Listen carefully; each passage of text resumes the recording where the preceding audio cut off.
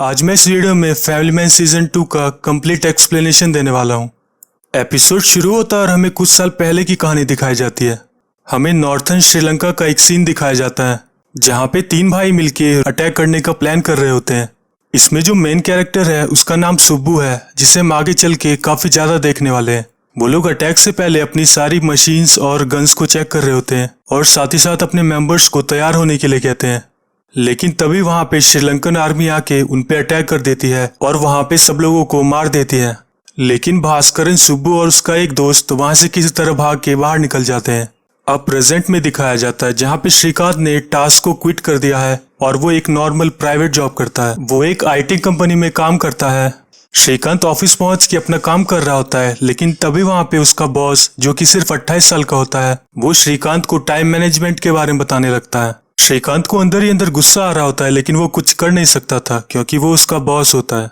अब न्यू दिल्ली का सीन दिखाया जाता है जहां पे इंडियन प्राइम मिनिस्टर और श्रीलंकन प्राइम मिनिस्टर बैठ के आपस में बात कर रहे होते हैं। श्रीलंका का प्राइम मिनिस्टर मिस्टर रूपाटंगा होता है और इंडिया के प्राइम मिनिस्टर बासु होती है।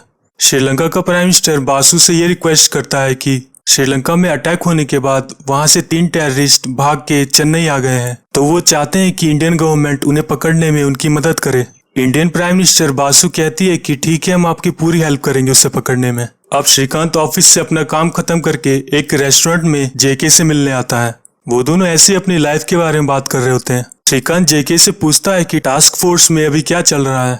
तभी श्रीकांत कहता है कि काश हम उस दिन उस जगह पे जल्दी पहुंच गए होते तो वो अटैक रुक जाता।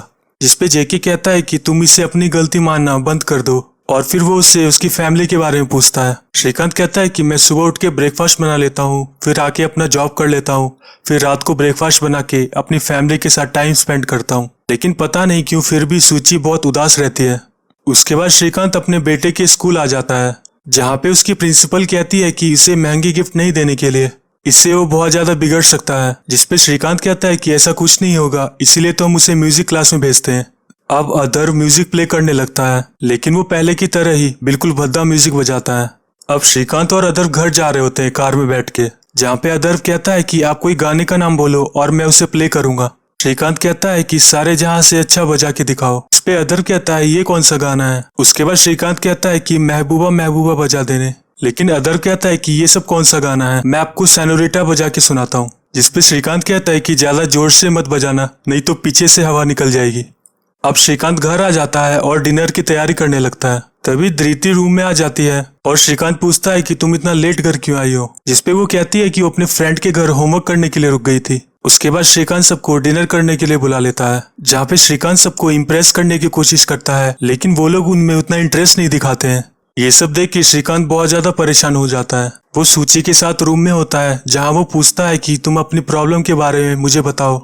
सूची कहती है मुझे कोई प्रॉब्लम नहीं है, लेकिन थोड़ी देर बाद वो उठ के श्रीकांत को कहती है कि मैं कुछ दिन से काउंसलर से मिल रही हूँ और मैं चाहती हूँ कि तुम भी मेरे साथ उनसे मिलने के लिए चलो। जिसपे श्रीकांत कहता है कि मैं इन सब चीजों पे बिलीव नहीं करता हूँ और फैमिली का मैटर को फैमिली में रहने दो, ना कि दूसरों को बताओ।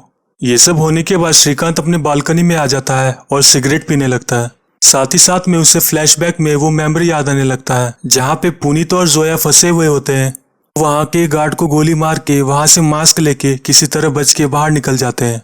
श्रीकांत और उनकी टीम उनका लोकेशन ट्रेस करके उस जगह पे पहुंच जाती है और फिर सारे टेक्निकल स्टाफ मिलके उस गैस लीक को रोक देते हैं। अब कुलकर्णी ओराइन केमिकल के मालिक को अपने यहाँ पे बात करने के लिए बुलाता है। वो उससे कहता है कि मीडिया में ये बताने के लिए कि ये कोई टेररिस्ट अटैक नहीं था, बल्कि ये एक मामूली गैस लीक हो गया था। उसके बाद कुलकर्णी प्राइम मिनिस्टर के पास जाता है जहाँ पे वो सुब्बू को पकड़ने की प्लानिंग बताता है। श्रीकांत और जेके पुनीत के घर आ जाते हैं जहाँ पे वो उसका हालचाल पूछते हैं और जेके उससे ड्यूटी पे वापस आने के लिए कहता है। पुनीत कहता है कि ये अटैक मेरे वजह से हुआ, अगर मैं उन गार्ड को पहचान के गोली मार देता तो ये सब होता ही नहीं। जिसपे श्रीकांत कहता है कि ये तुम्हारी गलती नहीं है, अगर सोचो कि वो गैस लीक हो जाता तो पूरी शहर के लोग मर जाते। अब हमें अगले सीन में दिखाया जाता है जहाँ पे सुब्बू एक MLA से बात कर रहा होता है। वो MLA सुब्बू से बात करके बाहर आ जाता है और फिर पुलिस को कांटेक्ट कर देता है। असल में दोस्तों वो पुलिस से मिला होता है और वो उनकी प्लानिंग होती है।